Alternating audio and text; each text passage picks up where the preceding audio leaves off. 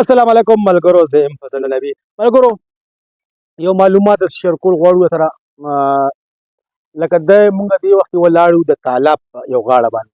دا تالابونه چې کوم دي اصل غریز علاقه کې زموږ د شاکوټ، صالحانه، بخت د علاقو کې داسې د غریز نه لاندې علاقو کې دا ډېر په کثرت سره داسې تالابونه ته ملاویږي. کتلو کې تالابونه ورو ورو هغې دغه چې کوم دی هغه ختم شول، آبادۍ د هغې په دې کې راغی.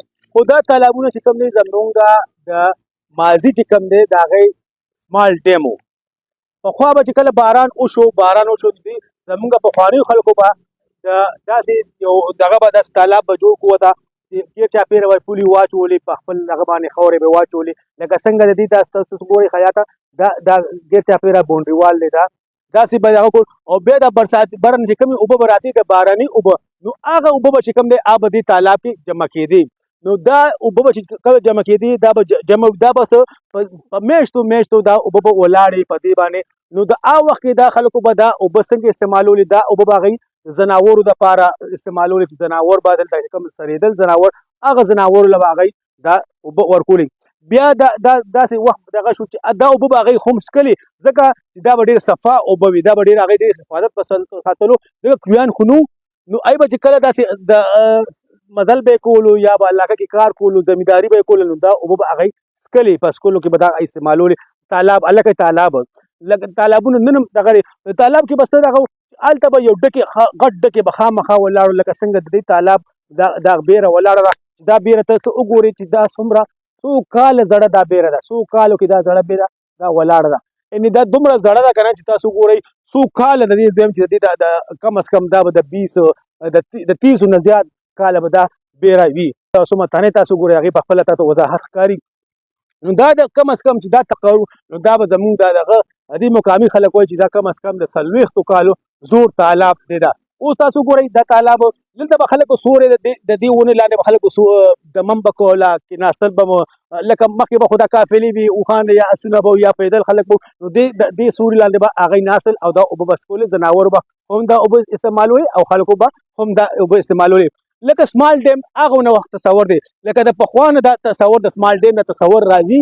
نن هم هغه سمال ډیم زموږ د ماهرین چې کوم دی نو د دې تالابونو نه هغوی دا آیډیا اخیستې ده او نن د مختلفو په علاقو کې سمال ډیم جوړېږي. لکه آیډیا دا ده، لکه دا آیډیا ځکه چې دا اوبه ولاړې دي، دا پته کله باران شوی دی، څو میاشتې مخکې دا اوبه ولاړې دي. دې کې یو د دې اوبه سټوریج څه دی، لکه یو خو د دې فایدې څه دي، زناور دلته راځي اوبه څکي. لکه اوس خو خلک اوبه نه څکي، خو زناور خلک دا اوبه دغه به کول. اوس خو دا مطلب ډېر ګندګي ده، آلودګي ده، لکه دا ډېر دغه دی. خو بیا به د دې سره د دې سټوریج د دې دا فایده چې د کم از کم د مقامي د اوبو سطحه چې کوم ده هغه اوچتېږي. یعنې دا اوبو سطحه اوچتېږي، دې سره د علاقې چې څومره دي د هغې خوشه علاقې د اوبو سطحه دې سره اوچتېږي، لاندې نه اوبه راځي او دې کې سټورج کېږي. تاسو ګورئ لکه د قدرتي سمال ډیم دی، لکه قدرتي سمال ډیم ته موږ وایو. یو حکومتي سمال ډیم جوړ کړي، په هغې باندې کورونه اربونه روپۍ خرچه کړي، او بل زموږ د پخوا سیسټم نه زموږ په دې دغه کې دا سمال ډیم چې کوم دی دا راځي، دا په خپله قدرتي جوړ شوی دی. نو دا هغه قدرت هغه دغه ده چې مطلب یې خلکو مقامي خلکو نن دا 50 کاله مخکې 60 کاله مخکې دا سمال ډیمونو هغه تصور چې کوم جوړ کړی او تالابونه تالاب نوی شکل چې کوم دی، نوی نوم چې کوم دی هغه سمال ډیم دی.